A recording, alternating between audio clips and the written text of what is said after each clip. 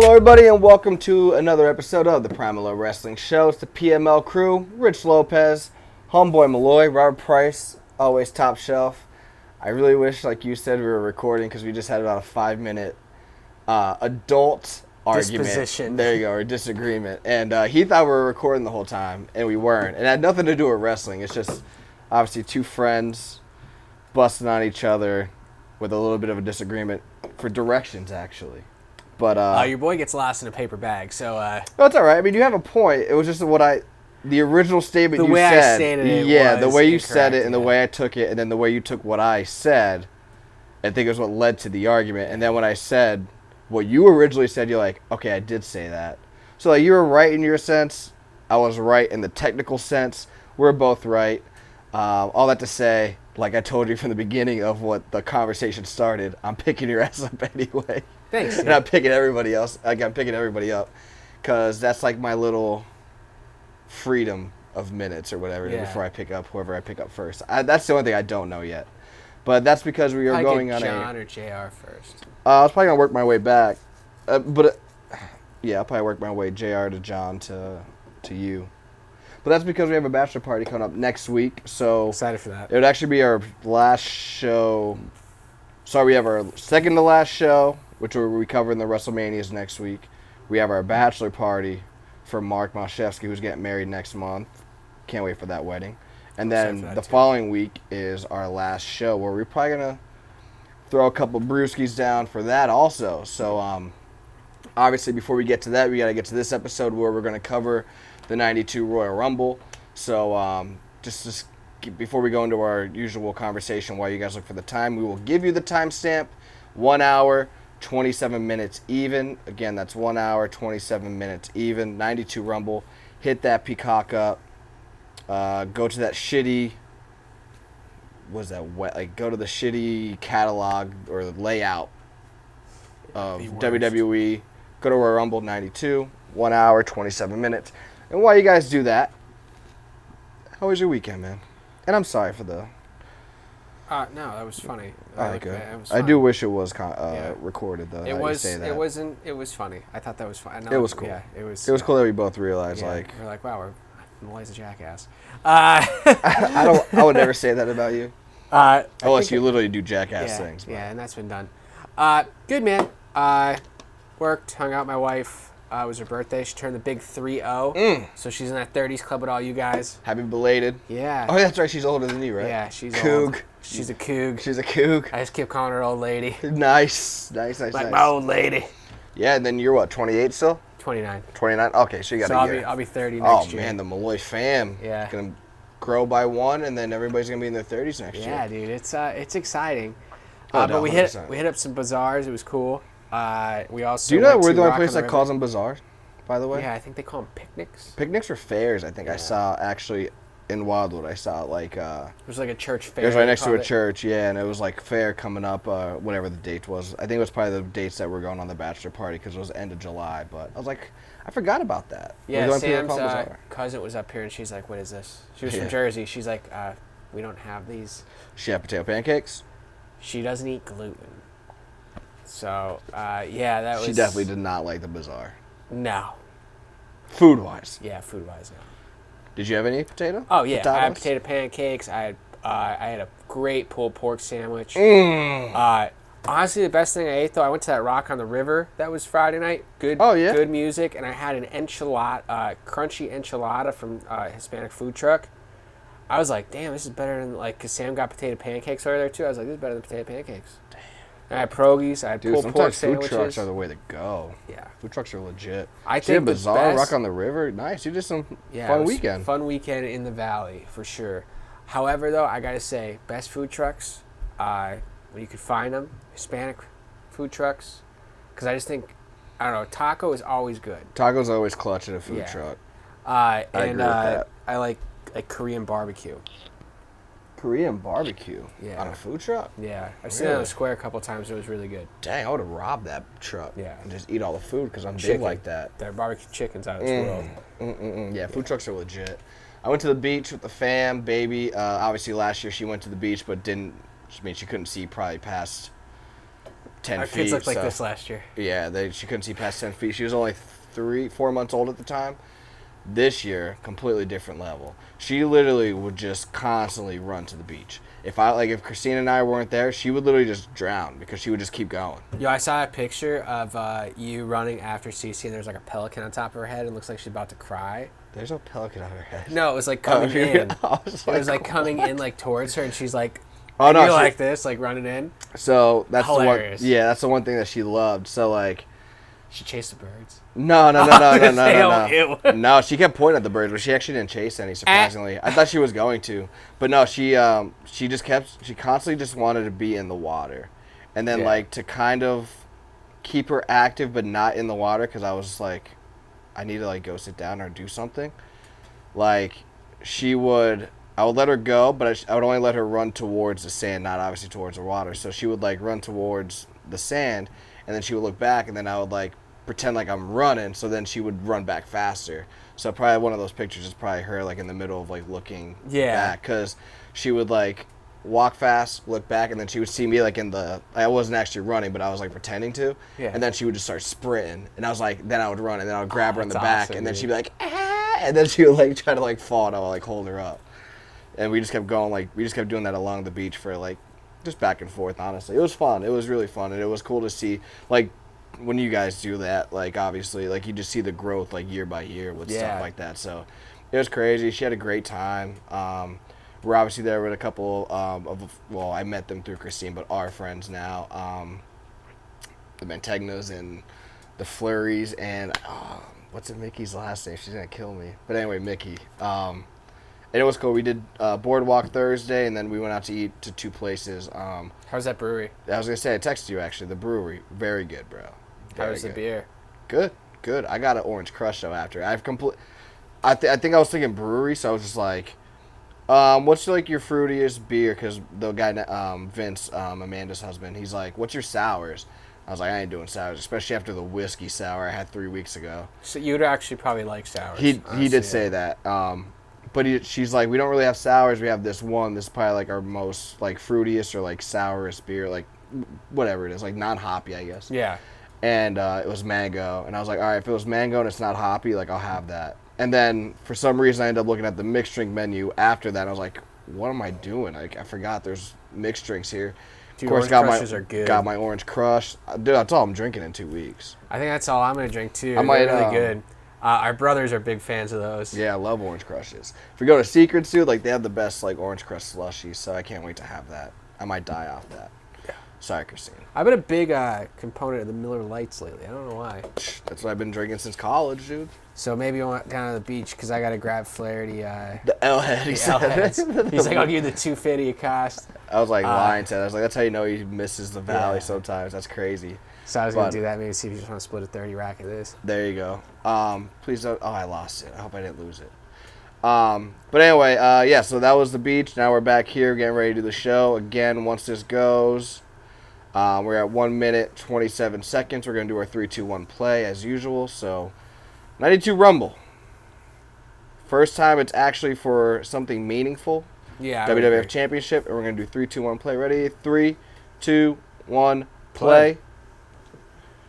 And you have the overview of the Rumble, Knickerbocker Arena, which I always found was weird that it wasn't held in Madison Square Garden. Where is Knickerbocker Arena? To New York. Yeah. I'm thinking, I don't know the exact location, but I'm assuming because it's Knickerbocker, which is what the Knicks technically are. Yeah. Has to be very close to Madison Square Garden. Or I was even thinking, which I don't think it is.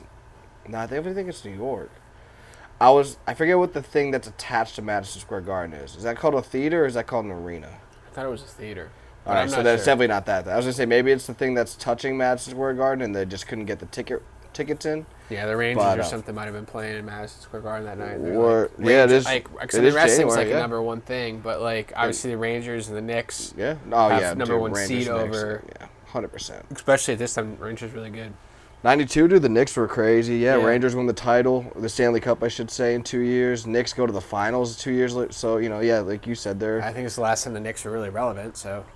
I give Melo credit, but, to be taken as a finals contender, yeah, I agree. But I just think Melo gets overlooked, but that's for another discussion because that's sports. But so Jack Tunney, dude, what do you think about him?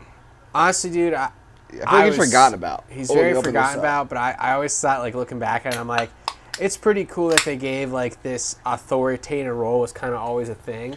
Yeah. I think it was something I think they stole from the territory system, especially, like, the Crockett's, like Jackie Crockett and stuff being involved in Von Erichs.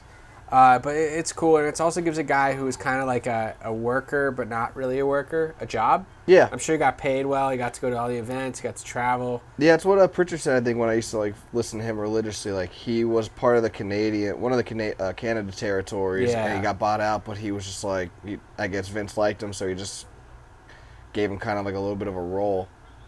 And, like, I think he helped out backstage, too. Wrestling, Yeah.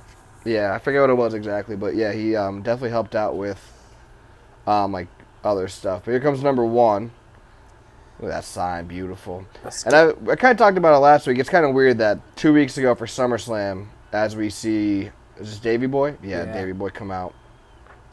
Badass flag on his back. Dude, he could have, at this point in time, I could have seen him as a winner.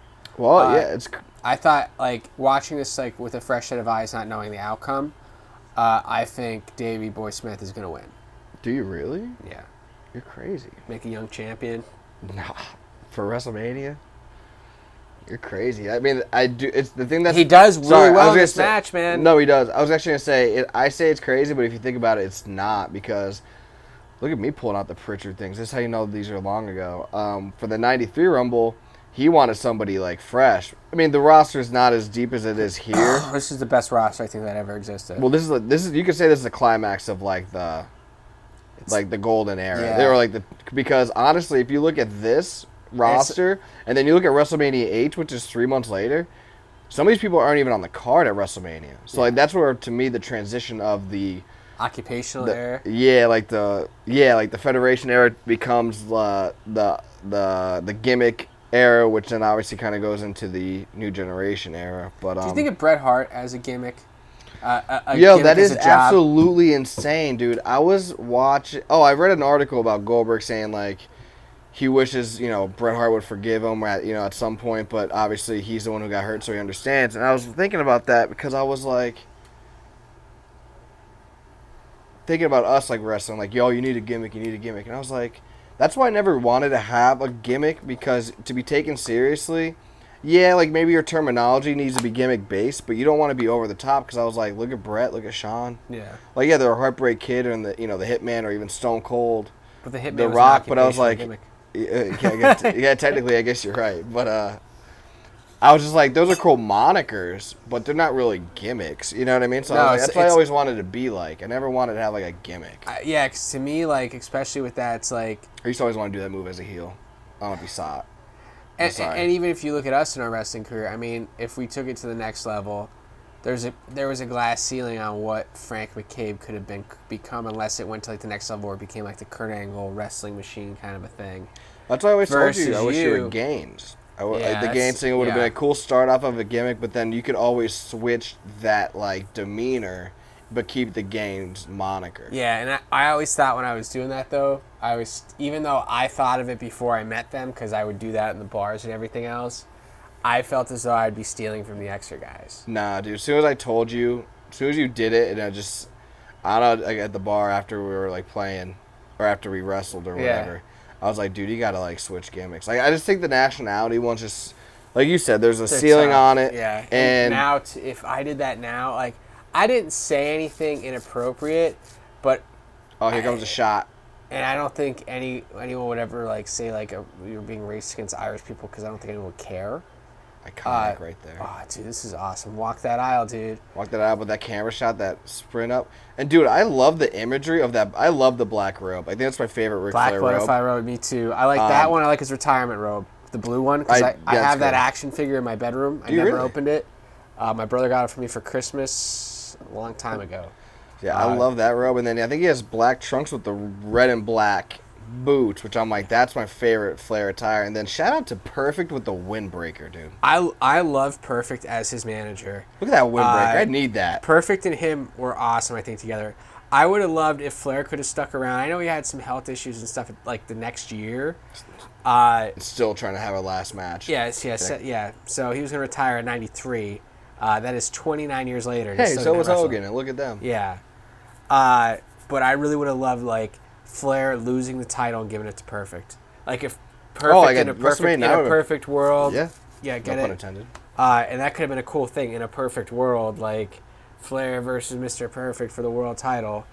And there could have been a lot like, I taught you everything. No, you're better than... Because Flair was kind of like a Mr. Perfect-esque. Like, he was the rich guy, the evil villain. Because, like, Flair, to me, here, he is, like, a great wrestler. Honestly, not a great wrestler. He's a great sports entertainer. Mm. And he plays, like, he literally is $1 million man and Mr. Perfect put together. Because I think, like, even $1 Million Man, like, part of his gimmick is stolen from Flair. Yeah. And I think Perfect is, too, to an extent. It's like, I'm better than you, you're less than. Yeah. I'm rich, you're poor. And that's kind of like how, like, because even if you watch Dusty versus Flair, that's what it was. Yeah. The common man versus, the man. Yeah. Kind of a thing. But this is awesome. I think this is a lot of stuff we'll see in his last match because it's very... I mean, when you watch Flair, he is not Mr. Technicality. He just knows how to bring the audience in. And all, like, he punches, chops, kicks. Beautiful. And he thinks that's something that's missing from wrestling, and I do too, because some of the punches do look poopy. I remember when we got to train, to go back to, like, our training. Yeah. Like, we had to throw a punch, like, the first day. We're just like, sorry if I clip you on the lawn, dude. Like, I'm practicing. And that's what's crazy, like, that people don't realize, like...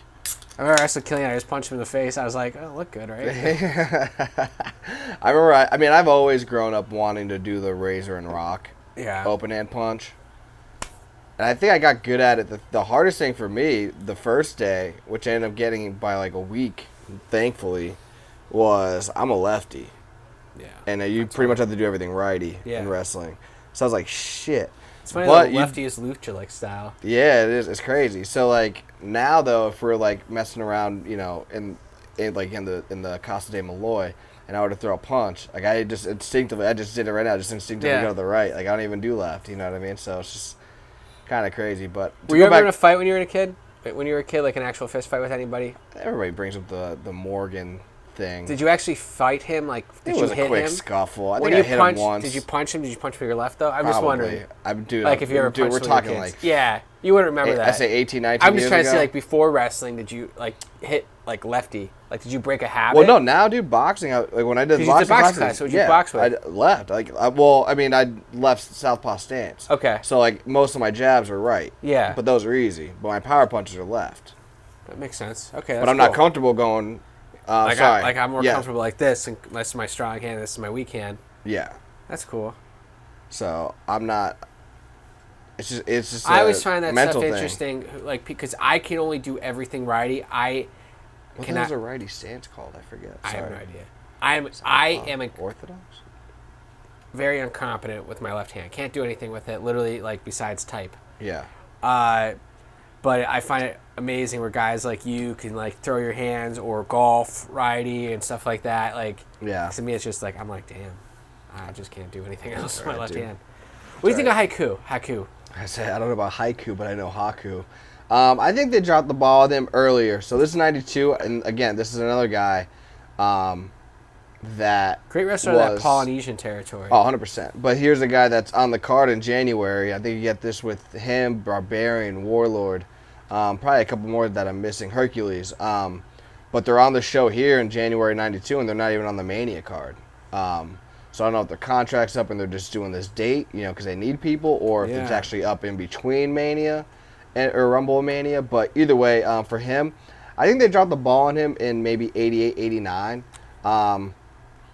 I think 90, he was a very comparable wrestler and a great tag team wrestler for Andre for the Colossal Connection. And I think 91, 92 is what you see here. Like, he's a great talent to be like the tester, or one of the testers, because I think that's what Barbarian ended up being too. But I think those two who actually end up being tag team partners in WCW. But I think they're great, like, testers, because they're legit badasses in the ring and outside. So. Yeah, that's for sure. It's a lot good way of to Pritchard test stories were like with haiku, and it's just. Everybody says that he's like the toughest man ever.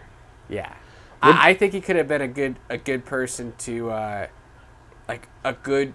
I would say like, so, I say main season, championship season of wrestling is, about now, and then 6 months from now going into WrestleMania. So from like now, Money in the Bank to SummerSlam essentially, and then January to March. Yeah, I would say April. like he would have been a good like April, May, June contender against Hogan. Like even if he didn't win. Oh, for the main title. That would have been cool to see. Like just like because he's not a big guy. This young guy. This is awesome.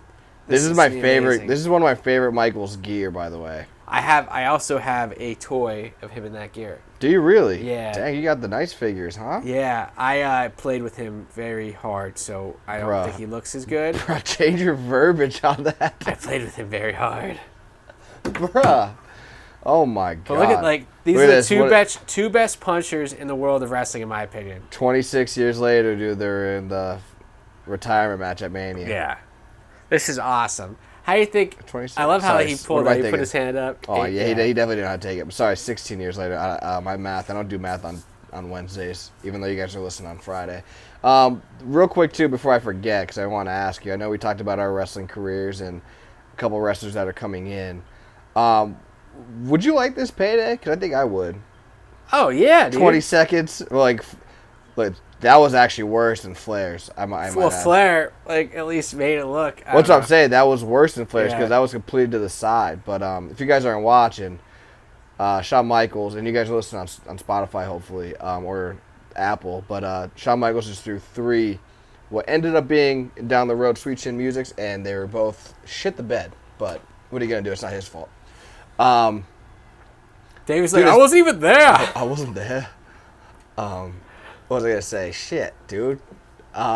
This might happen a lot throughout the match. But, dude, the payday, right? Like, $1 Million Man and Knobs, they're in there for freaking 35, 40 seconds, and they're out. He was in there longer.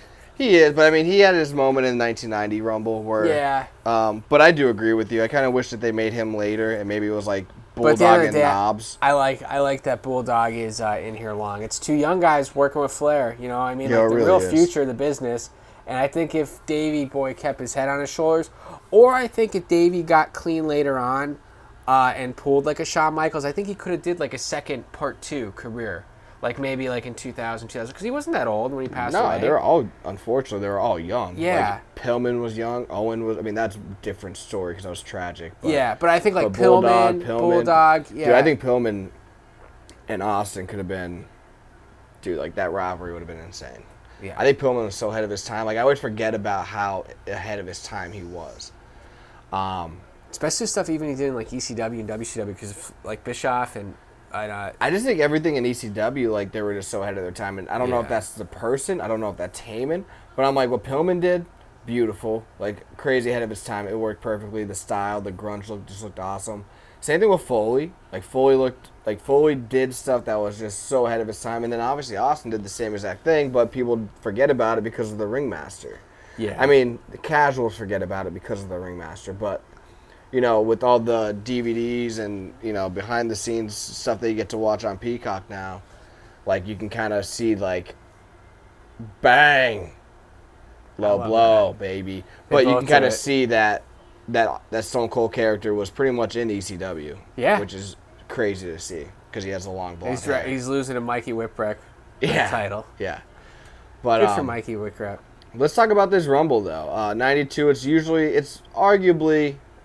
I say arguably, and it's, I don't know, like I think I said it last week when we were teasing this show. You ask about 100 people what the either most important or your favorite Rumble match is, or the best match, or best Rumble match. I feel like at least 90 are going to say 92 Rumble. And that's either because, again, it's either the most important, or maybe it's like the Final 4, the Final 5 is like legit people. Maybe it's because it's the first time it's for the actual WWE title. I think this is Flair's coming out party. Oh, this is 100% Flair's coming out party. But, like, why do you think people gravitate to this so much? Is it because of Flair? Because I think somebody the cast. in number 3 actually I think wins? all the supporting cast. Okay. Because honestly, yeah, Flair, this is great. If you're a Flair fan or a big fan of 80s wrestling, this is for you. Yeah. Only thing I wish they did with this, for the younger crowds, this is just an editing thing, and they could add it in, just put the name bars of the wrestlers come in. Because there's kids who are watching this who are 12 years old. They have no idea who these people are. Look at this adult here. What an adult. But I just think, like, for the next generation of fans, they don't know who all these people are. No, Like, actually, they're going to know who Flair is. They're going to know who the British Bulldog is. They're going to know it's Shawn Michaels. They're not going to know that's Tito Santana. They're not going to know that's the Barbarian. No, you know like, what? That's actually a very good point. I didn't even think about that. That's just an editing thing for me. And how crazy is Tito Santana is a teacher. And now he wrestles indie shows on the weekends. Does he really? Yeah. He was on a couple years ago. He's a guy that, I mean, they got him in the... He's a Spanish teacher at a school in New Jersey. Oh, really? That's cool. I would say the mid-'80s, he was legit. Obviously, he was IC champion. So I kind of wish that he got that reign again as the sport grew, because I think that he was a very good... I'll just call him a tester. I'm just going to call him testers. Him and Shawn Michaels could have had, I think... Well, they had a match at WrestleMania VIII. Yeah. It was pretty good. Really good opener. Good, yeah. I was going to say something. Shit, dude. I don't get Tito Santana's hair here, but... What do you mean, dude? He's a matador, dude. You got to knock that up. Yeah, I forgot. This is the gimmick change. Yeah. 91, he's just Tito. And then 92, he's Matador. Well, Scott Hall was funny. He's just like, I just want to be Tito Santana. Yeah, that's what he wanted to be. He's like, I just want to be that guy that if you beat me, you go up to the main roster. If you don't, you don't. Yeah. What was it? Oh, my God, dude. I was saying it was cool Tito Santana is still active today. Mm-hmm. Actually, all these guys are still unfortunately, British Bulldog is still... Yeah, let's pause that statement. Yeah, they all are in some way, shape, or form. Like, we saw Barbarian at a indie show a couple years ago. We stayed in the same hotel as him. We did, yeah. Him and Warlord. Yeah. Who was going to come up later in the match because he's there. Kerry Von Erich. Here's another kid, man. No foot, dude. I would never guess that. No. Never ever think about that. That's like the word. Like, I watched the Von Erich DVD when I was a kid. So sad, dude. Very sad, but I didn't understand when I was 15. Then I watched it again a couple years ago. And I was like, one, how did I even come in possession of this DVD? Two, look at this cell. Bang. Bang, bang. I love how he walks out. Boom. Oh, yeah, he was such purpose. But him and Von Erich had great feuds in Texas and stuff. They did, yeah. It's like a good connection right there. But look at this cell. He could have been world champion if he was able to keep his head clean. See, I like him as IC champion, but again, depending on the... He was the face of Texas. That's one of the biggest Texas, but he doesn't have, I don't think he had the charisma. Like, I think in Texas, the Von Erich name just kind of sold. But do you think if he stayed alive and Hart's champion, they could have like a Hart versus Von Erich feud? And they could have brought in, like, the fathers. They could have brought in all the kids. Oh, dude, when I'm saying this, like, I'm not saying it's not possible. Like, right now, like, Bulldog... I think he's IC champion. He's nothing. He's not Hogan. He's not Flair. But like you said, like, if it's 93, 94... Yeah. I would see it. It's crazy, like, Von Erich, to me, like, he's actually ahead of Shawn at this point, obviously, because Von Erich's a legit star. He was a world champion. Well, true, but I just meant, like, in the WWE sense. Like, he's IC champion already. Has a charisma. You saw the crowd go wild when he came out. Was HBK AWA champion by any chance? No, he was AWA tag champ. That's it, though. But Michaels is coming straight off of the split with Jannetty like 3 weeks before this. So, like, Kerry Von Erich had it. And, like, he's probably just as popular as Brett at this point.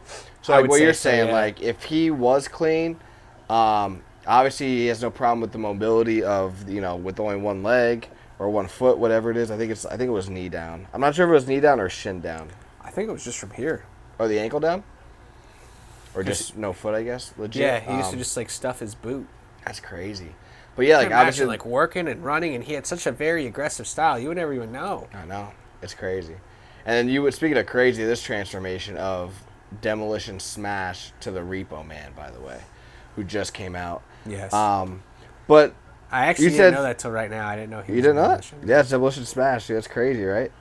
He's a good worker. I have to give him props for that. Hey, listen, he probably had a family to take care of. Vince is like, hey, pal, you're going to be the Repo Man. Do I get paid the same? Sure.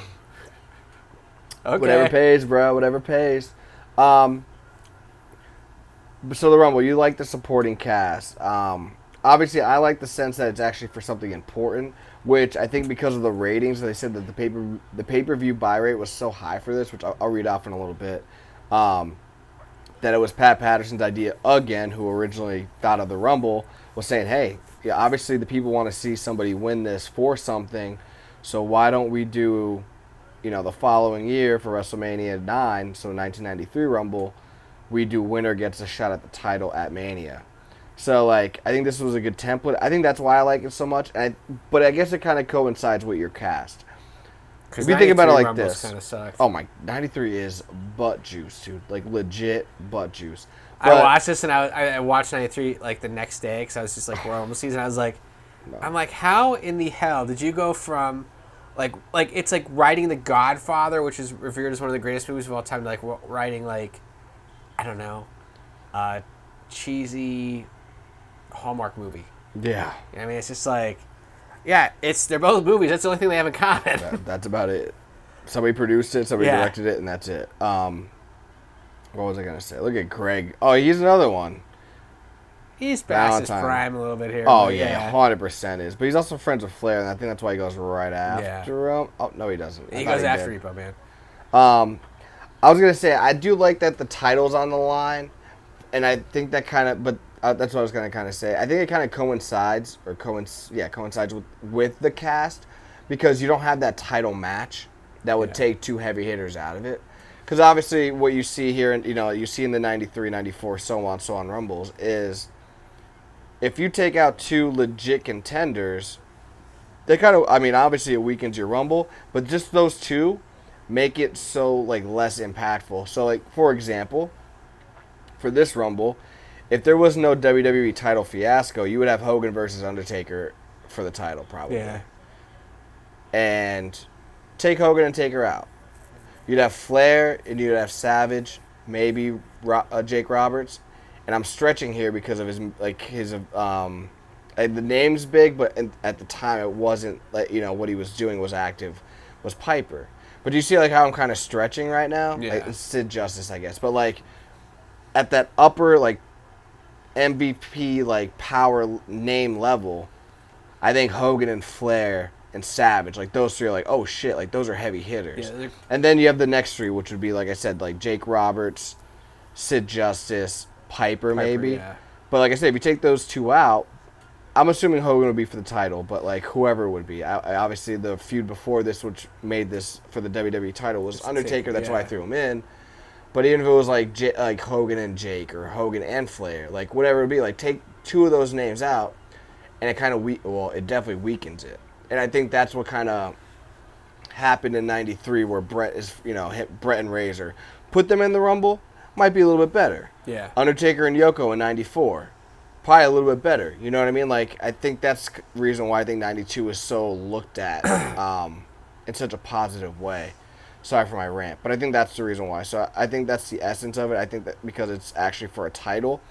And theoretically, if you watch the Rumbles before this, 88, 89, 90, 91, I just feel like the booking is, like, there's questionable booking, and then it's like right below it.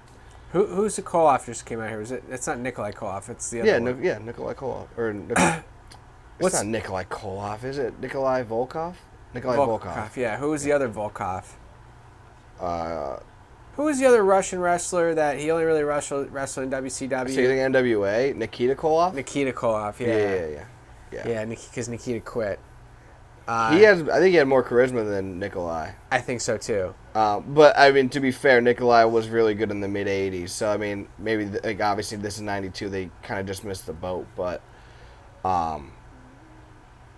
he could have been a good mid card champion if done right. Like not obviously in '92, but I mean like, I think him and Sheiky Baby, the booking with obviously the WWE had high hopes for him because as I'm talking about him, he's out. Yes. But I think the firing of Sheik obviously kind of hindered his, because then they did the Bolsheviks, and that guy, I forget his name, but he had a cranium on him, dude. He had a dome on him. He had no charisma whatsoever, so it kind of like hindered Nikolai. But whatever. Yeah, I mean, like I said, that foreign gimmick can only get you so far. Only person I think it just never really hindered was Iron Sheik. Because he didn't really have like that foreign gimmick. He did. He did, but later on. yeah, But he did, but he really. did. Yeah. Like he was known as like a legitimate badass wrestler, and like his promos and stuff really weren't a thing until he got older. Yeah, no, you're right. Like break your back, make you humble. Like he didn't say that. That was for the shoot interviews. Yeah. He didn't like he didn't say that like at that point in time. He definitely couldn't have. I mean, if he did, that would have been great. Yeah, you're right. Hulk Hogan, I break your back, make you humble. I know you mentioned how they should have a nameplate, as we saw Big Boss Man just come out to a pretty good pop, actually. Do you like no music, or do you like music? I like the music aspect of it. Okay. I guess here because it feels like they come in quicker. Yeah, I think I don't know if it's a walkway or something. I was gonna say I always notice in the 1990 Rumble, the first 3 people come out to a song, and then they stop it.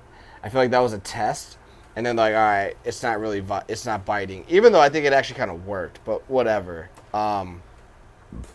Yeah, like, so I wonder why they kind of stopped it. In the very beginning of the 90 Rumble when they started it, and then why they really didn't go back to it until I think it was 96's is the first one. I'm trying to think. Yeah, I mean, I personally don't know. Yeah, I think it was 96. I'm just trying to go by. I know 95 they definitely didn't because that was one of the worst Rumbles ever. 96, Shawn Michaels comes out to his theme song, so does Vader. So I think it was 96. But yeah, it's crazy, and this obviously you can tell this is kind of the midpoint to kind of rest the crowd again. Yeah, let's get everyone out of the ring. And Davey Boy was in there for about 22 minutes. And you just kind of eliminated, and like you said, he was a believable talent, and he had a believable physique to make 20 minutes, which at this point is a very long time in the Rumble. Nowadays it's kind of common, but before then you only had like a couple people do it, and as you saw Shawn Michaels and Tito come out, or go out and get eliminated. That probably is what started their WrestleMania VIII feud. Who is that? Hercules. Oh, yeah, it's Hercules Hernandez, right? Yeah.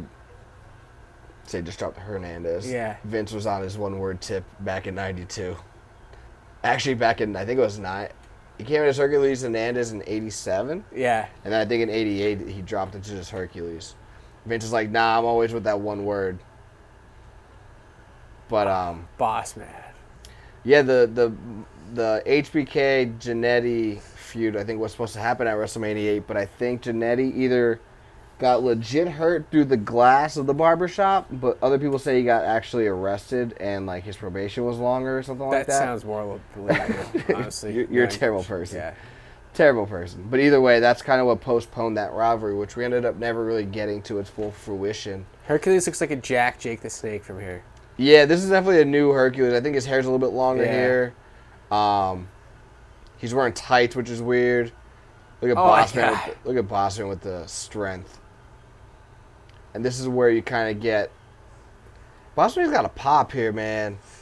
Ray Taylor, man, he was. It's crazy. Like this is like his last year. Like he's so popular, and then in '93 they don't even use him. They use him for the '93 Rumble, and that's it. And then he goes to WCW for a little while. Big Bubba. Big Bubba Rogers. And then check out this. He does the miss. Wow, that was cool. He's supposed to duck. Yeah, that's crazy flexibility. He was good, man, and I think check out this clothesline from the rope. Ready? Oh. Ready? Bang! Oh God, his neck is broken.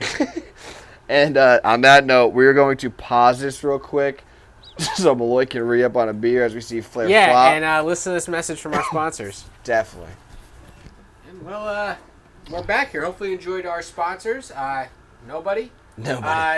So check them out. They do great work. In the meantime, before we hit play again, as we see Flair on the mat here, definitely want to say, even though we have a couple episodes left, we probably will still be on the social media. And then you never know. I know not he specifically, but we talked about maybe doing one a month, so maybe we'll come back once in a while. But like the religiously weekly episodic shows, like it's just. Oh, I wasn't even there. You weren't even there. That's definitely out of the question for the time being. Obviously, when we're 50 years old and we want to go back to watch. Do you imagine what in 50 years, dude? Like, what's 92 gonna be in 50 years? A lot, like 70 years. Yeah. A long time. Too long. As the Star Wars narrative goes, a long time ago in a galaxy far, far away. That's what it would be, honestly. But either way, like, definitely reach out to us, Facebook, Twitter, Instagram, at PML Show, long story short. Obviously, we have 2 more weeks where you could definitely, listen to our new episodes on Fridays, whether it's on YouTube or wherever you get your podcasts for audio. So Spotify, Apple Podcasts, Google Podcasts, iHeartRadio, so on and so forth. But then our library will obviously be there too, so you could always listen to an older episode where we cover. Well, lately, before we made the choice, we obviously picked a match, we covered it, and then obviously, go back a year, we're talking on just random topics, current and old. So, whatever you want. And then if you guys want to listen to something and reach out to us or whatever and talk wrestling, we are all for it. But anyway, we're at an hour, 56 minutes, 40 seconds. We're going to hit 3, 2, 1 play per usual. Flair with the beautiful red and black boots is up in the air. He's face down on the mat. And we're going to do 3, 2, 1 play. So 3, 2, 1 play. And here we go. Who's midway through the Rumble. And while we wait for one of his best buddies to come out, actually we'll wait for it. How do you rate Flair's performance up to this point? Because I know you said this is his match as we see Piper come out, who also, by the way, has, I think he does like 25, 30 minutes in this match, and he had an Intercontinental title match earlier in the show. But either way, I know you said this is like a standout point for the WWE audience with Ric Flair. Up to this point, because this is the halfway mark, he was the 3rd entrant. How do you rate his performance now? I would say it is really good. I just think it gets better as time goes on in this match for him. And I think this is the best shape Roddy Piper was ever in his life. Definitely physique-wise, you can see the abdomen that I wish I had. It's he's just... Well, I don't wish I had that. I wish I was probably looking more like... And I think at this point, too, like, it was awesome to see him as, like, that mid-card, like... Yeah, he won the IC title on this show. Yeah. And he goes into Mania with Bret Hart. Yeah. It's really cool. I really like Roddy Piper. He was such a creative person. He's ahead of his time. Ahead of his time again. He's literally, like, I see, like, a lot of Jon Moxley taken from him. A lot of... You can say Austin was kind of taken, like, the rebel, And it was cool, like, he was talented, too, because he did have a gimmick with the bagpipes and stuff, but he went beyond that. Yeah, I think his promo set him apart from it. Yeah. And it was so cool. He was able, like, even the stuff I talked about last week, like Chavo Guerrero and stuff, like, back in, like, when he was just trying to make a name for himself. Yeah. Like, the stuff he would do, and it was, like, it was all in good fun. And he was just, like, and it's stuff, too, like, I think it just stands the test of time. Like, anything Piper did, for the most part, could still be done today, and because it's not cheap heat. Oh, I completely agree. A lot of things a lot of other guys said and did was cheap heat. And Flair, like, Piper, like, his words meant something. That's why he's $1 million player. 100%. 100%. I wish he could have been in WWE longer. I think he could have did some really cool stuff, especially with Shawn Michaels. A great match for Bret Hart. Yeah. I think him and imagine him and Brock going back and forth on a promo. Insane. Him and Austin on a promo. Yeah, I completely agree. And it's like, oh, who's the real wise guy? Like, they both drink. Like, you could do drinking things with both of them and everything else. And look at Jake. Those are one of my favorite tights from Jake too. Yeah. This is when Jake was getting beefed up too, and McMahon was like, "What are you doing? You shouldn't look Is this like what he was really? Yeah. That's crazy.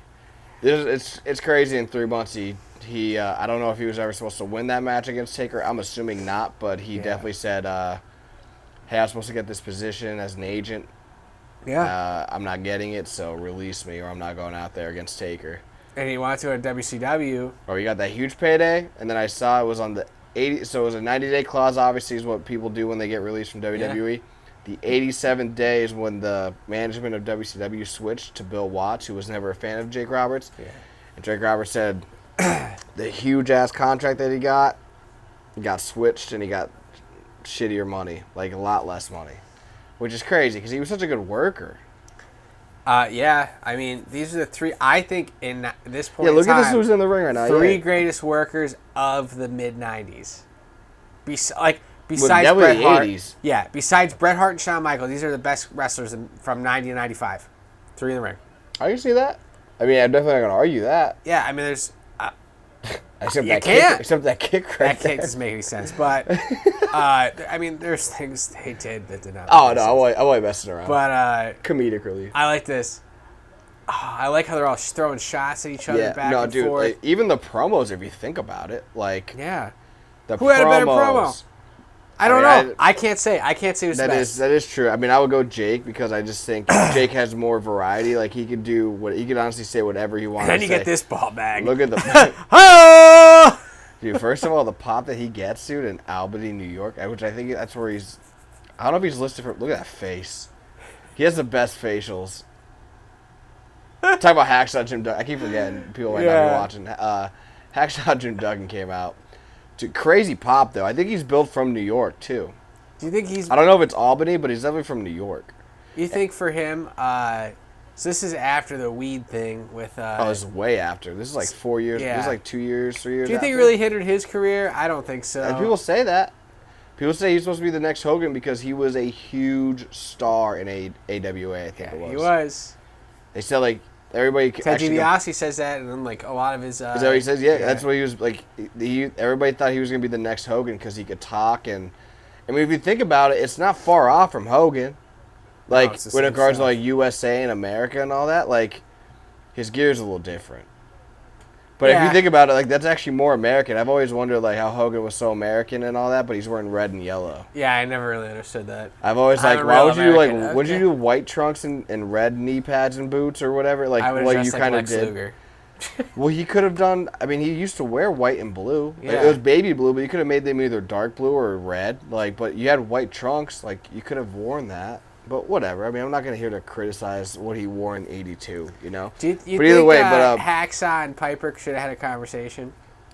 What about the trunks? Oh, Think no. they're tag fighters? I think that's what they always wore, dude. I can't Yeah. think of another outfit that they've worn. Neither do I. They always just have plain blue trunks. I know Duggan went to, like, a singlet in 93. I'm just surprised, like, Pritchard or anyone just said, like, all right, so you'll go out after Piper's in there. You'll come in, like, I don't know. They look like a tag team. No, it's crazy. Whatever. It is what it is, but... You could tell that based on this, like, this second portion... I mean, never mind. IRS just came out, but I was gonna say you can tell like kind of the heavy hitters, at least who's been. These guys are. So yeah. I mean, IRS is kind of a new gimmick right now Yeah. in '92, but obviously Mike Rotunda himself is not, but a lot of kids don't understand that. You know what I mean? Yeah. But like, if you're in the ring right now and you're like, all right, Hacksaw's been there for 5 years, Piper's been there for 8 years, maybe even 9 years. Jake's been there for 5 years. Flair, I feel like it was the only time in '92, like him and Dusty. I feel like we're the only two names that left another company and still kept that cachet, like that name, going to another promotion. Yeah, I think so too, because I think people may have watched the other channels, but they only watched them for Flair and Dusty. Yeah. They didn't watch it for anyone else. Yeah, maybe like Sting, they were watching, but Sting was still new. Yeah. They weren't watching like for Mike Rotunda matches on WCW Saturday nights. Yeah, you're terrible. Yeah, but it's the truth. You're throwing digs, Yeah. dude. You got this beach right now shoveling right now, Yeah, digging. I am. They call me the digger. Grave digger. Look at that Flair flop. Oh, yeah, it's amazing. Love it.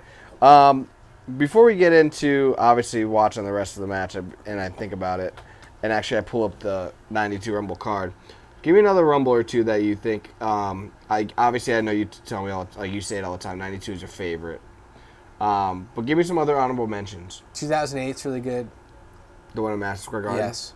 I think that's a good one. I also think the one we went to. Wait a minute, why the hell would you say, remember before when I came downstairs, you're like, what are we watching? We're watching the 92 Rumble, and I'm like, no, we're watching 2008. You're like, what?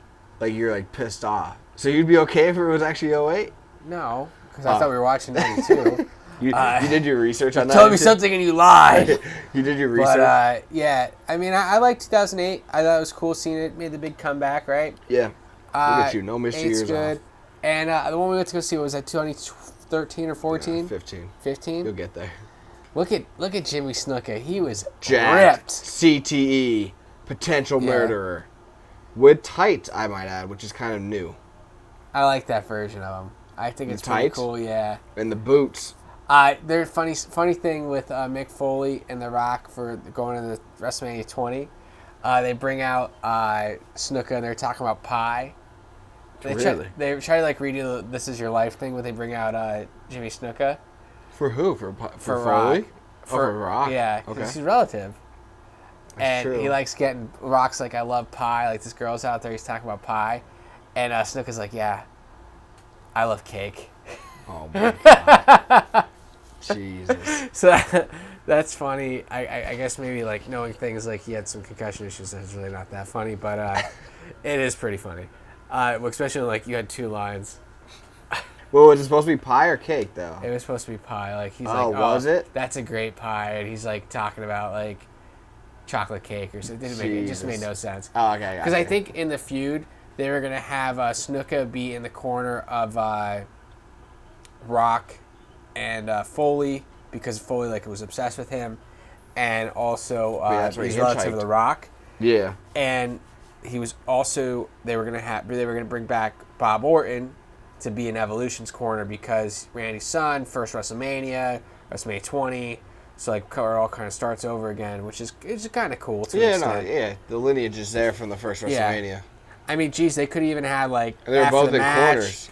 Yeah, after the match is over, you could have Hogan come out. He could have did the 1, 2, 3 punch, and you have Hogan, Rock, and Foley in a match together. Yeah. Spot. That would have been cool. But it's a shame. Unfortunately, what happened to Snuka. Yeah, Dark Side of the Ring kind of does a good cover on it. I mean, obviously that. I don't think he like. That's just my take. I don't think. Look he at killed this. that Look girl. how speaking of youngsters, where we have Michaels and Bulldog and.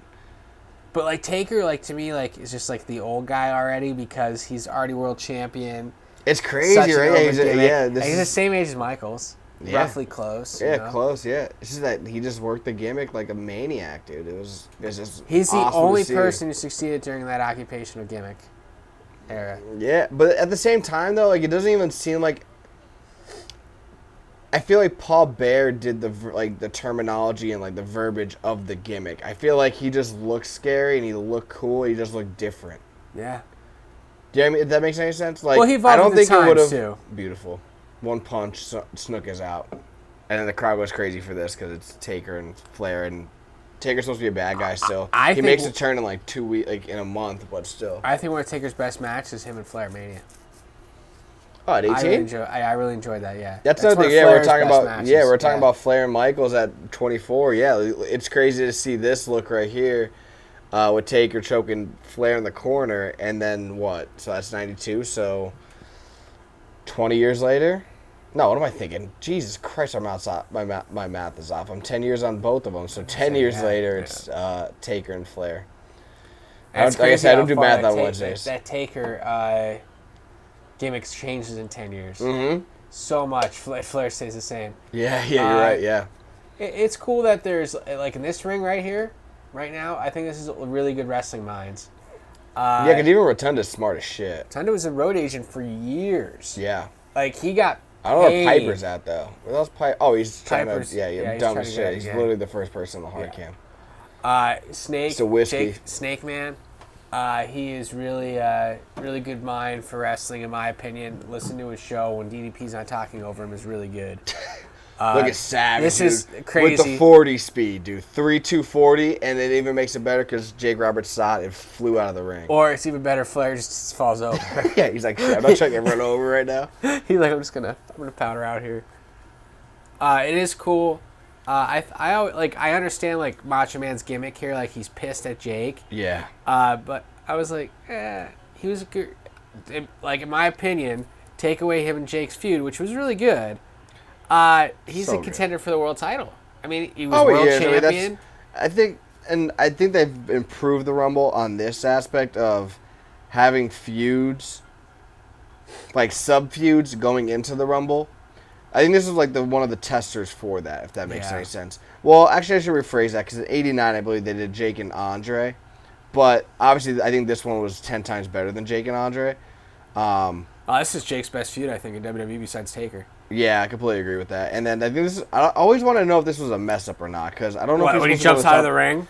Well, yeah, like over the top rope. Like, I don't know the rule. Like, I don't know how that works. You know what I mean? So like, but that's what Macho always Taker's did. like, you dumb son of a bitch. Yeah, and then this is what I love. Like, that's the rule. You can't come back in now.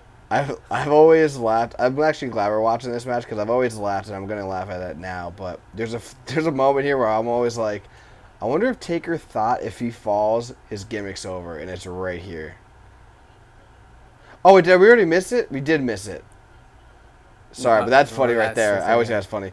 It's actually when Savage comes in. I don't want to rewind it because we're recording. But when Savage comes in, Taker trips over Savage and takes like 3 steps back. And I'm like, I wonder. He killed the business. Yeah, I was like, I wonder if he thought if he fell, like, how that would react. I was looking for Jake when we were talking because I love how Jake flies out of the ring too. Like, it's just perfect professionalism between Savage and Jake. And to be honest with you, again, obviously the Jake and Savage feud's way bigger, but I think Piper and Flair, that was the first feud for Flair. How did Savage get back in the ring? Taker brought him in. All right. As you can tell, he's ripping his goddamn face off with his eyes in the back of his head. And Taker's like, you son of a bitch.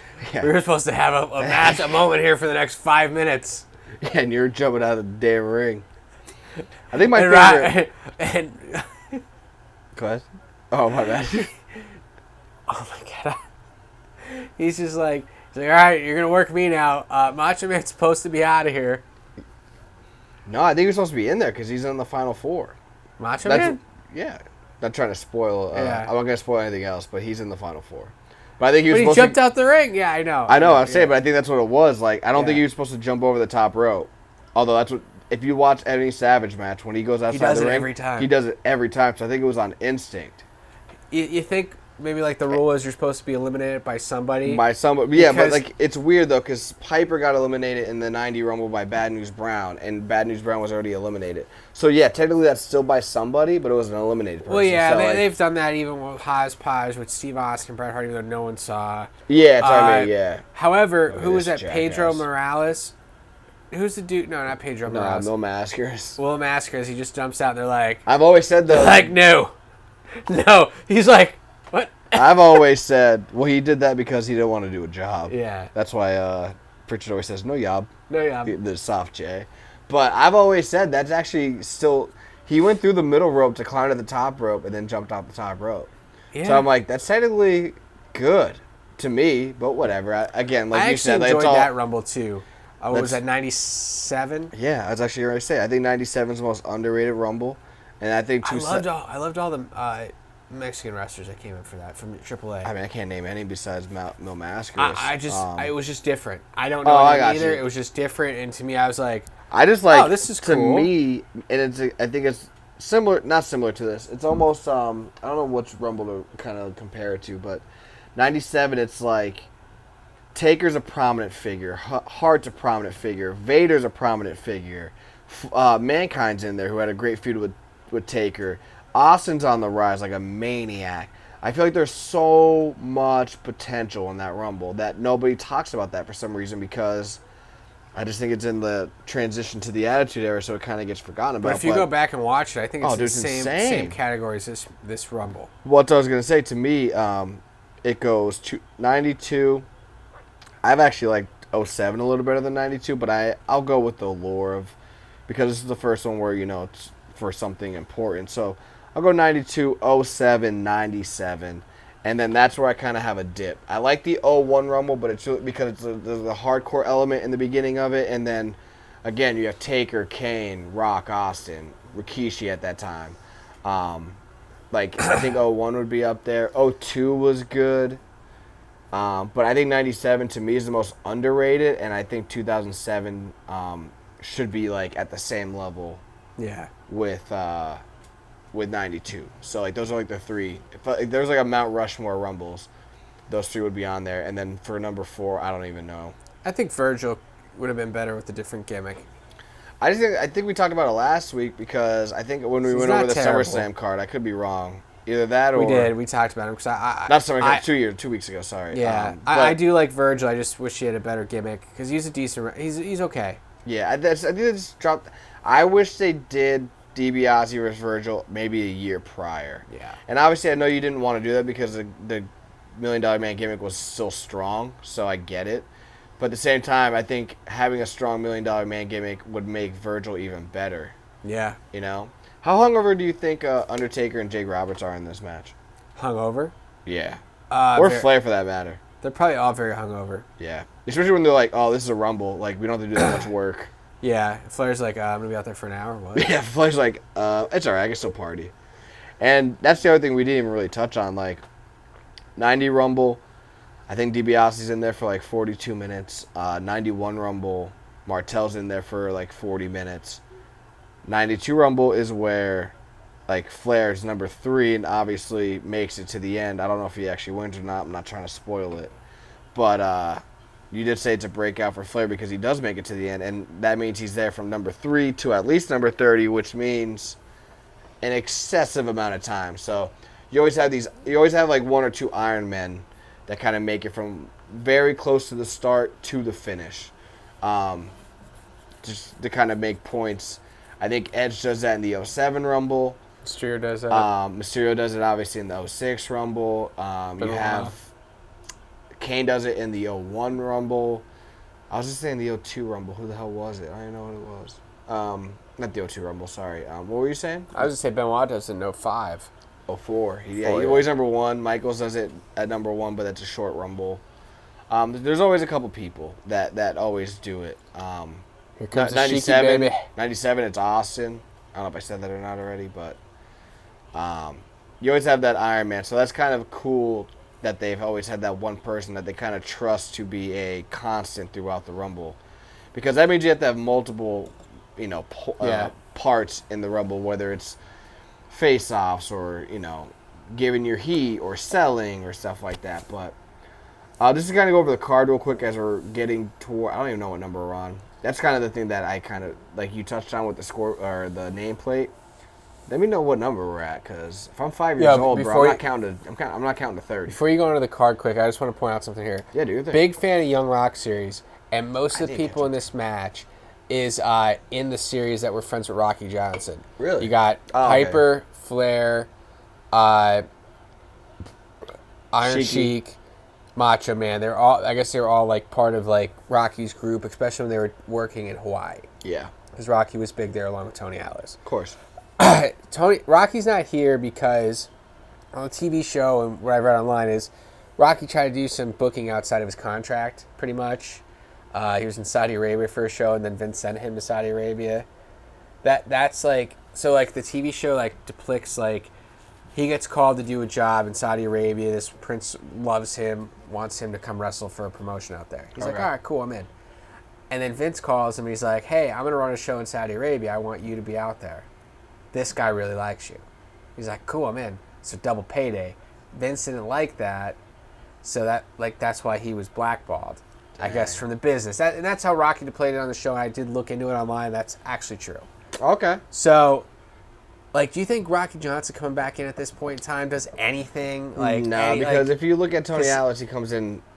Actually, I think it's right after Mania, Samba Simba. Or no, sorry, it was a little before this, Samba Simba, 91.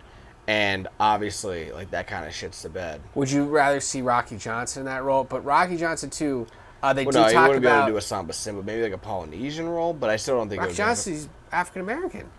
So he could do it. That's true, yeah. I don't know. But there was one thing about Rocky Johnson they did talk about in the series. A guy asked him to do, an African-American gimmick, and he's like, I don't do ethnic gimmicks. He's like, I'm just Rocky Johnson. So maybe that's a whole other thing. Maybe that is, yeah. I mean, that's why, though. That's one thing, like, Rock talked about, like, his father wouldn't take paydays and stuff. They wanted him to play a different character, and he's like, no.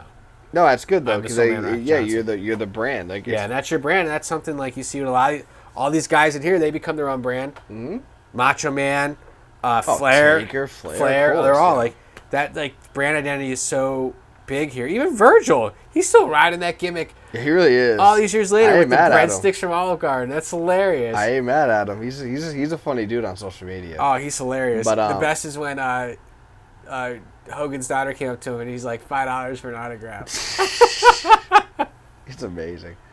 Look at Berserker's been in there for a long time. That's kind of a missed opportunity with him and Taker at a big pay-per-view. I can see him and Taker at it, yeah. Like, I don't know if that's a Mania-worthy match, but I mean, it's also better than some of his earlier I was going to say, as I'm saying King Kong Bundy. Yeah, it's definitely better than a couple matches that I've seen at Mania with Taker, so that's sad to say because Taker definitely deserved more at this point.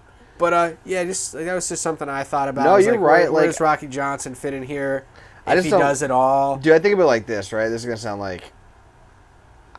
I'm a fan of his just from watching that show, but I wasn't a fan prior to. So. See, I didn't know him. Yeah. You know what I mean? Oh, Hogan, the pop baby coming out. Not nearly as good as the one we're gonna see in a little bit with Sid Justice, but that's what's crazy too for '92. Like, so Hogan's kind of fallen off with the popularity. But to go back to Rocky Johnson, or like anybody like him or Tony Atlas or whatever, like coming back. Yeah. I don't think it would have worked because I feel like that's just a missed era. Like anything before. To me, and I wasn't even, 91? I was like 6 months old at the time. You know what I mean? So I obviously could be completely wrong, but I feel like if you weren't born before, like if you just weren't watching wrestling before WrestleMania on the WWE scale, that is. Yeah. You just kind of missed talent, if that makes any sense. So like Soul Man and Tony Atlas and even the Iron Sheik. That's why he's in as a different character, unfortunately. Yeah. I just think he would have missed the boat. I look at it like this, dude. Like, Steamboat had one of the best WrestleMania matches or best matches ever at that point, right? Yeah. Duggan almost messing shit up right there. But anyway, just to kind of reiterate, Hogan just came in, eliminated Undertaker and then Berserker back-to-back in a matter of like a minute and a half. But Steamboat had one of the best WrestleMania matches of all time, right, in '87. Yeah, and he's a part of that clique, too. Yeah, right? Yeah. Leaves in '88 because he wants to spend time with family. Comes, and obviously that's when he kind of goes back to NWA.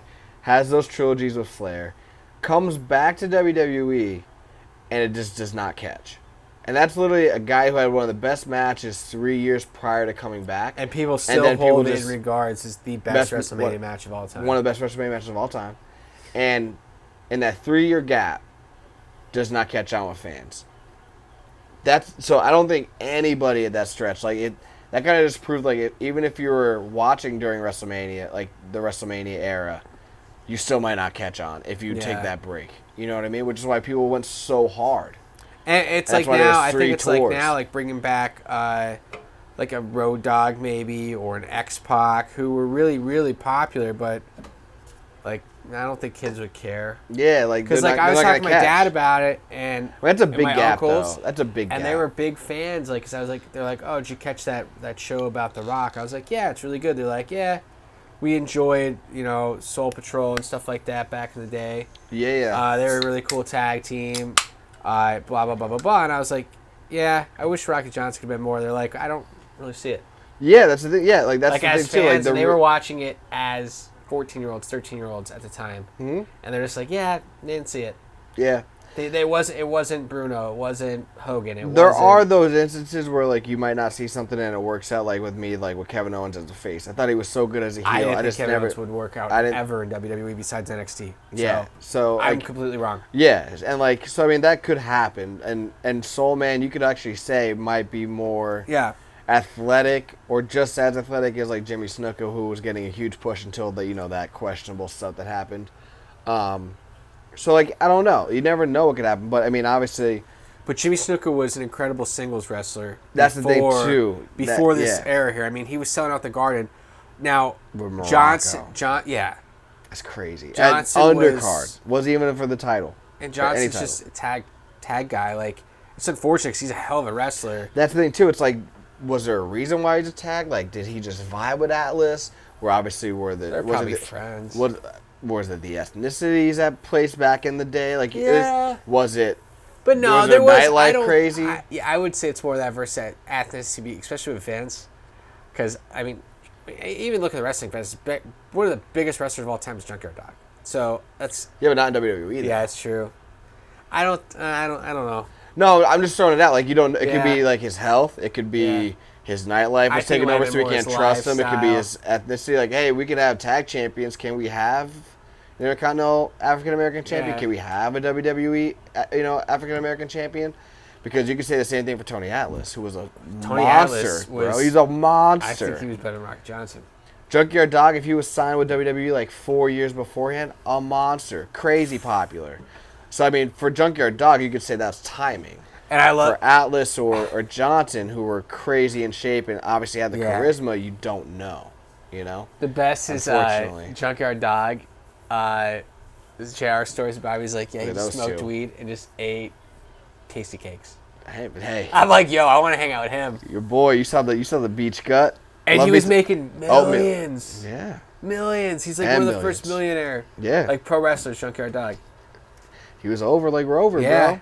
Look at Piper and Hogan. Would you ever thought 7 years later after the WrestleMania 1 that they'd be like teaming up on 2 years at WCW? That's true. 10 more years. You're right. They go back. They're like the great feud, like an Orton, Cena, Rock, Austin. They're up there. Yeah, it's always like I think it's Hulk's best feud. That's what I was gonna say. It actually depends. Like, 'cause some people would say it's Savage or Andre, but that just kind of is a testament to Hogan. I want to give him his flowers real quick because I know I kind of said like 83 is where he's hugely popular. It's almost 10 years. Nothing's really changed. Like, yeah, he has a. I said to me, Sid Justice has the best pop in this on this match, but I mean, I'm really picking like stems here because Hogan's pop is crazy as well, and that's just like like I said, a testament to him because that's almost a 10-year run, being the guy, or being a co-main event guy. Like, he was never a mid card at all at that point. I was listening to Grilling JR, and Grilling JR was saying Sid was offered. Here he is. Yeah. He was offered the red and yellow. Like, who was Sid? Like, he wasn't offered to wear red and yellow, but he was offered. That's how JR put it. He's like, he was offered the cape, the red and yellow. Oh, yeah. To be the Hogan. He just didn't want to do it. But that's weird, though, because in shoot interviews, I mean, again, that's obviously JR's recollection, but it could be true. Two different. And he wasn't in the room with Vince at that point. Exactly. He wasn't talent relations. He just he was wasn't going even off there. of what Bobby the Brain's probably saying because Bobby's really close with Vince. He's riding in the car all the time. Like, he's listening to what the other boys are saying. Exactly. But, like, Sid always said, like, when Vince called him or he called Vince from WCW, Vince said, what would it take for you to get here? And he said, I want Hogan's spot. And he said, you got it. And then, obviously, I mean, his debut big moment, I think it was like a month or two in the company, he's a special guest referee at that SummerSlam match in Madison Square Garden, the Triangle of Terror against the Hogan and Warrior. So, like, I think from the start, whatever he asked for, he got it because he saw the potential. Now, I don't know what happened. Maybe it was Hogan. Essentially, the booking that happened after this because Hogan eliminates Sid Justice here. He's not Psycho Sid yet. Yeah. Like, obviously, what we're going to see at the ending, it's going to be... It's supposed to make Hogan look like the bad guy or the good guy, but it's actually a heel move. Yeah, I thought Hogan was going to go heel after this. Like, and the crowd goes crazy for Sid. And you could tell that Hogan's a little upset by it.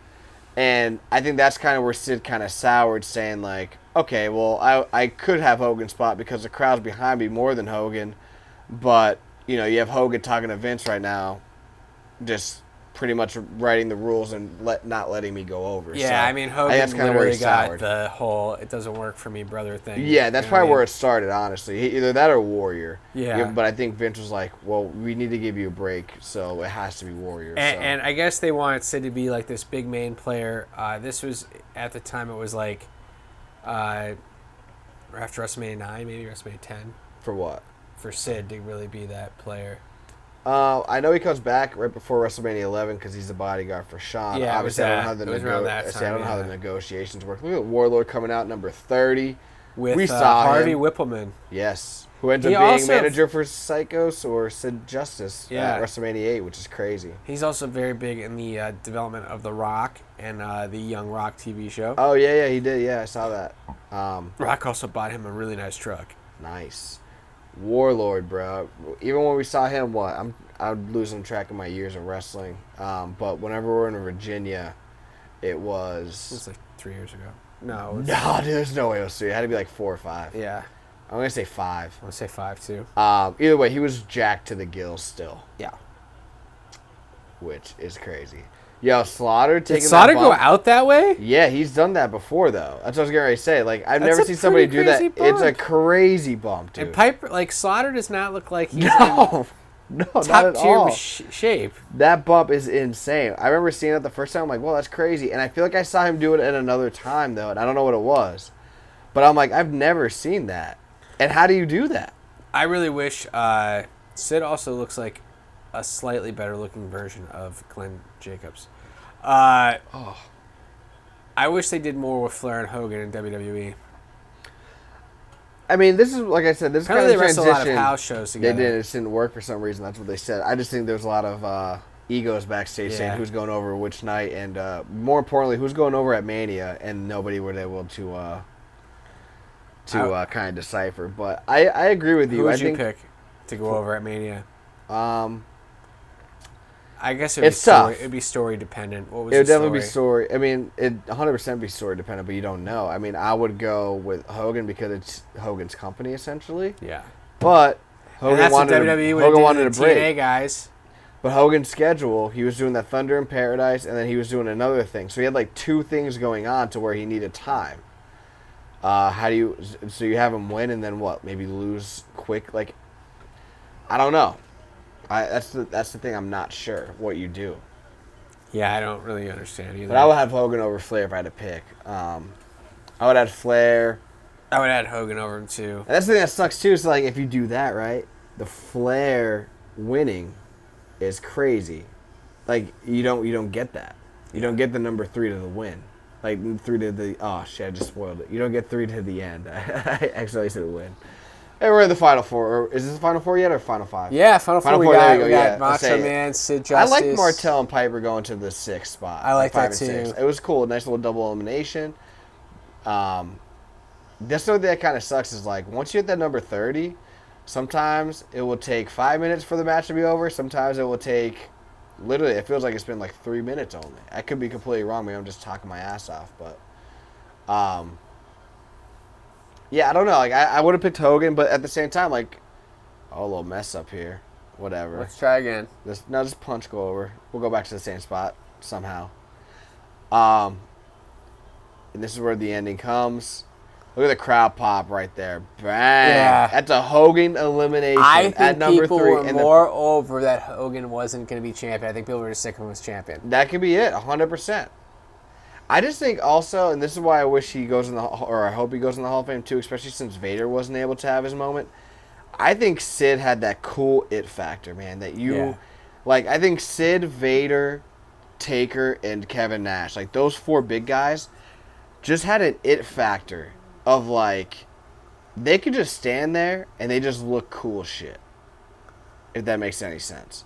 And the only thing I hate with this ending, like this is where by the way, Flair just won. Yeah, go ahead. It would have been best if Hogan really went to a new gimmick after this, like where he was a bad guy, because it would ruin a lot of other things in the future. But it's like he's like looking around for that crowd pop. Like who's gonna pop for that? You cheated. Yeah, I would say the thing that take your vitamins, say your prayers, cheat, do the work, eliminate somebody when you get eliminated. Yeah. Get mad when you lose. And then on top gets all pissy pants. Flair becomes world champion, and you're like, nope. And then it's gonna like, as Bruce Prichard would said, Hogan must pose. That's what I was gonna. He doesn't even pose. That's what I was gonna say. Actually, it's like that's what's even worse, right? It's like. You get eliminated, you get pissed off, so you eliminate somebody else. And then on top of it, the winner doesn't even get a chance to celebrate in the damn ring because you want to take it over. Then you expect the crowd. And I always think of it like this, right? This is personalities. I just think this is wrestling personalities, wrestlers being wrestlers at this point. This is what I've always said. I think Hogan's always been late on the movement. He's always been about making money and not onto the movement as we're watching the ending here. So Flair's going to get ready to do his post-match interview where he won. But this is where I think he's late. The title. This is where I think he's late, right? Because I think of it like this. What's the youngest? I remember watching wrestling when I was 5 or 4. I think it was 4 or 5, like my first image of wrestling. But to actually understand it, maybe 6 or 7, right? Yeah. So let's just say you're a 7-year-old in '84 watching Hogan. It's been the same gimmick for 8 years. Yeah. So that 7-year-old or 6-year-old, let's even say 5. That 5-year-old that first saw Hogan and loved him in 1984. Is now 12 years old. That's the youngest, right? Yeah. And is over the gimmick. So for Hogan to be like, well, how come nobody's cheering for me? Okay, because if I'm a 12-year-old, I just realized you cheated a man out of the match. Yeah. You got pissy, like you said, pissed the pants, made the winner run off. Yeah, because it was like, I've been doing this for an hour and a half. I am not fighting anyone else. Because one, he's a heel. Yeah, and like. So if I'm a 12-year-old understanding like the concept of competition, it's like I'm never gonna cheer for that. And you can just tell by the faces right now. You're telling me to take my vitamins and say my prayers. Like, yeah, like it makes no sense. And then on top of it, if you're a teenager, who looks cooler right now? I mean, I'm not obviously a teenager. I'm 31, but look, who looks cooler? Sid, 100%. Call him Fat Man too, which is badass. And I can say that because I'm scat. Skinny fat. So, but it's just, and I think this is honestly where I think Sid was like, all right, I wanted the Hogan spot. I got it because the crowd loves me, but because of the backstage politics, I don't really want to be with WWE. And it's unfortunate because I think there's a lot of potential. I think Sid's always been the biggest what if. And I've always thought about the biggest what if after he beat Shawn at Survivor Series in '96. Yeah. I always forget how, when I watch the match and I have it on before he comes out, I'm like, oh yeah, Sid's over in this. But to think about the '92 Rumble, you think of Flair, Hogan, Savage, Undertaker, Jake Roberts. And Sid's the young guy here. And then Sid's like the young guy that's actually the most over, so you just forget about it. And it's just like, whoa, what would the what if have been if he stayed? Do we get Bret Hart as champion at all? We don't know. Yeah. Because you know what I mean? Like he was it. It's like Sid you look at like Cena in like 2005, where he was super over, and he's like the young guy in the ring with Triple H and Shawn Michaels and all those guys. And then, but look at the relating to that Hogan thing, that was me with Cena, literally. Yeah, exactly. Yeah, I was like I'm over this. Yeah, and that's what I'm saying. So like, but Hogan's been like, dude, if you watch Hogan's first 2 years in WCW. They're doing monster truck fights. Yeah. He's throwing people off the bridge. He's getting humped by the Yeti and the Giant.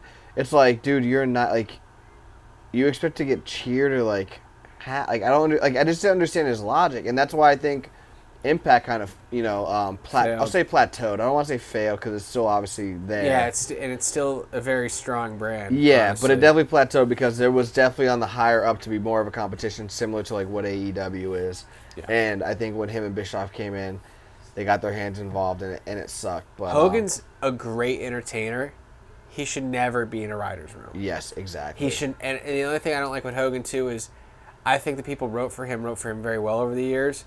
I don't think you should ever say it doesn't work for me, brother, because you don't know how to work yourself. Exactly. Not work in the wrestling sense, work as a writer. Like you don't. Yeah. He doesn't. My character wouldn't do that. Well, guess what? Tony Soprano. I'm just looking at my thing over here, like of course, other shows. I'm sure Tony Soprano never. The guy who played him, Jim Gandolfini, said Tony Soprano wouldn't do that. I know that character. Maybe later in the years, but at the same time. Yeah.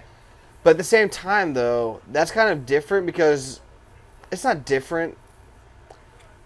I'm trying to think of the words here. You think Al Pacino would say Scarface wouldn't do that? No, he did what the director said. No, of course, but I'm just trying to think of like Hogan always did things expecting the fan. Like that's different because it's a live audience. Yeah, like, it's weird. And like he's thinking the fans are going to think differently, and I'm like, it's not. Fans like new. Like I bet you every fan loved this promo. Oh, dude, I love this promo. It's just a great promo with Heenan, perfect with the windbreaker. I need that windbreaker. I need that color.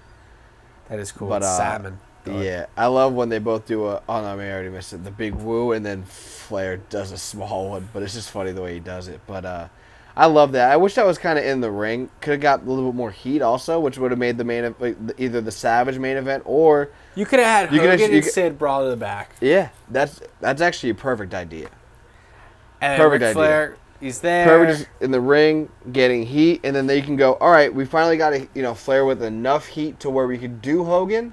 Or we just do the Sid Hogan right now, going into Mania, and then we at least have a legit heel going into Mania for Savage, which ended up being a better match.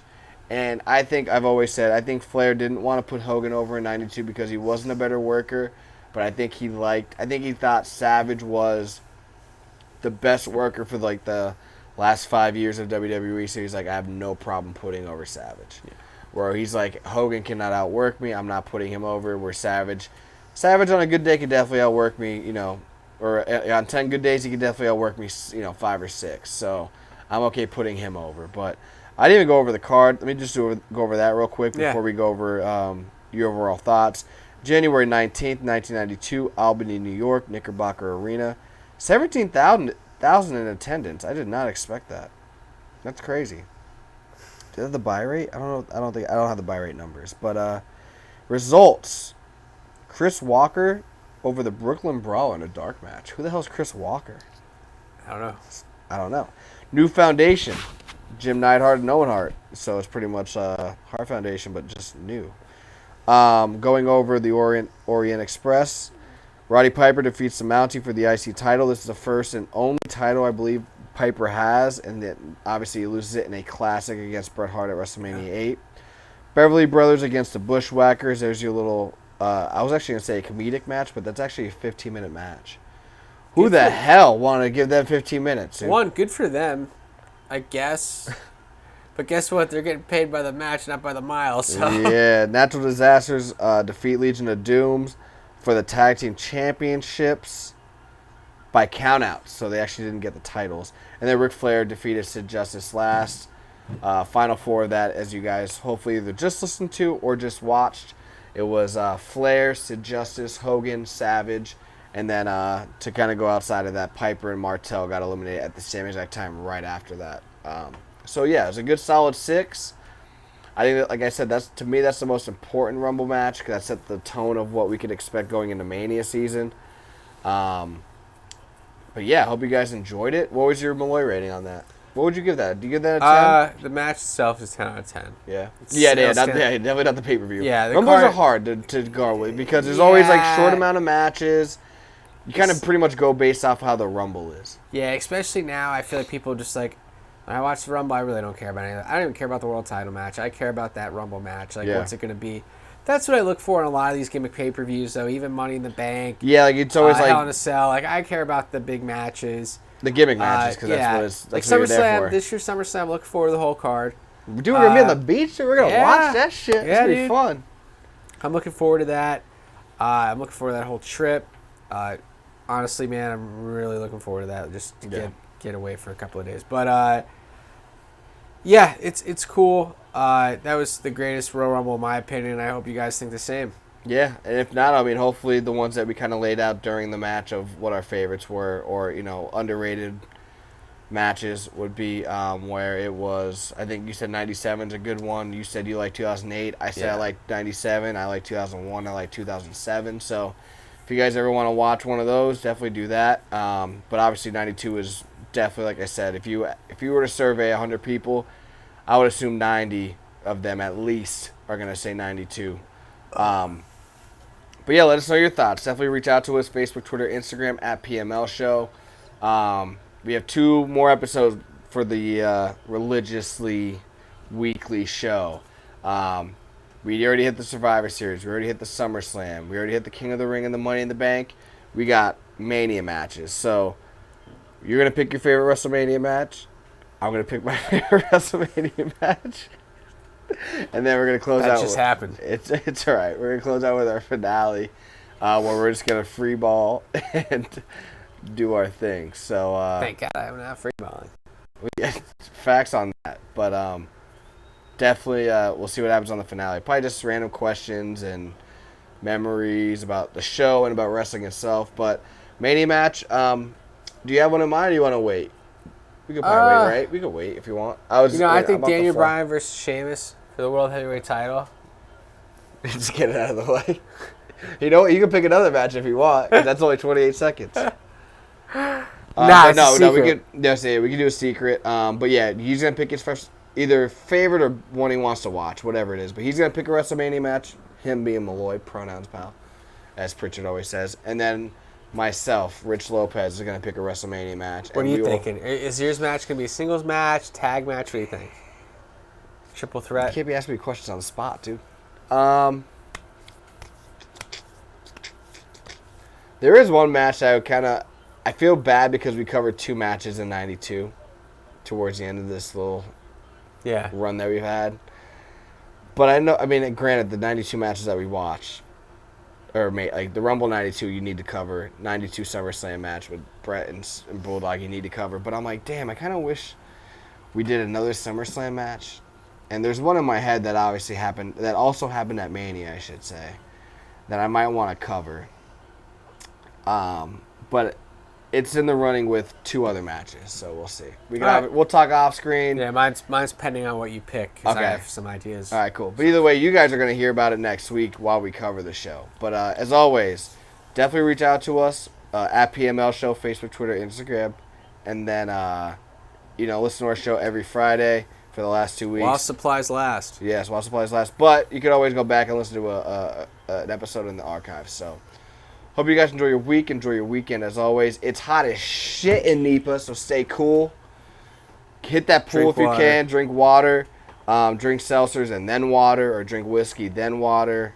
Whatever your drink of choice is, followed by water, or be around water. Water. Water's for quitters, except in NEPA. Yeah. So definitely stay cool, stay hydrated, be safe as always. We are the PML Wrestling Show, the PML Crew. Rich Lopez, Homeboy Malloy, Price is with us always on the top shelf. Enjoy your week, enjoy your weekend. As always, peace.